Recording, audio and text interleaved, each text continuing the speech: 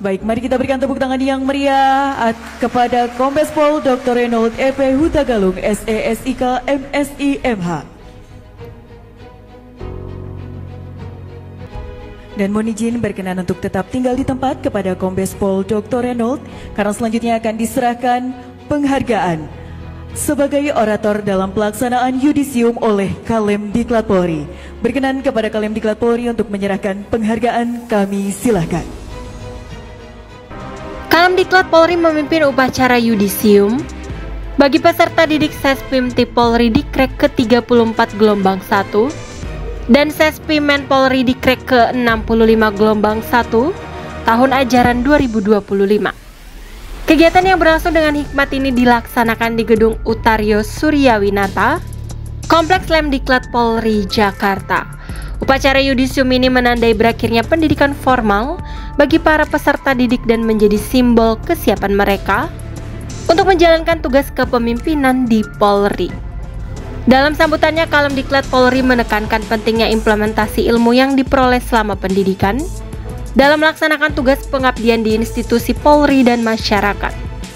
Dengan berakhirnya pendidikan ini diharapkan setiap peserta didik yang telah diwisuda dapat mengaplikasikan pengetahuan dan keterampilan yang diperoleh untuk memajukan institusi Polri serta memberikan pelayanan terbaik kepada masyarakat.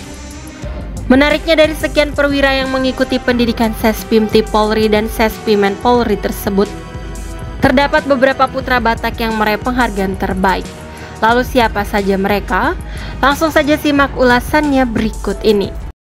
Lampiran daftar nama-nama penghargaan peserta didik Sespimti Polri Dikrek ke-34 gelombang 1 tahun anggaran 2025. Kombes Pol Dr. Reynold EP Hutagalung, SESIK MSI MH, meraih unggul dan branding Nastrap kolaboratif.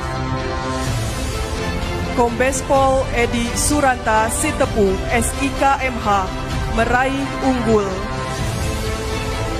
Kolonel Infanteri Bangun IE Siregar, SHMI Pol, meraih unggul.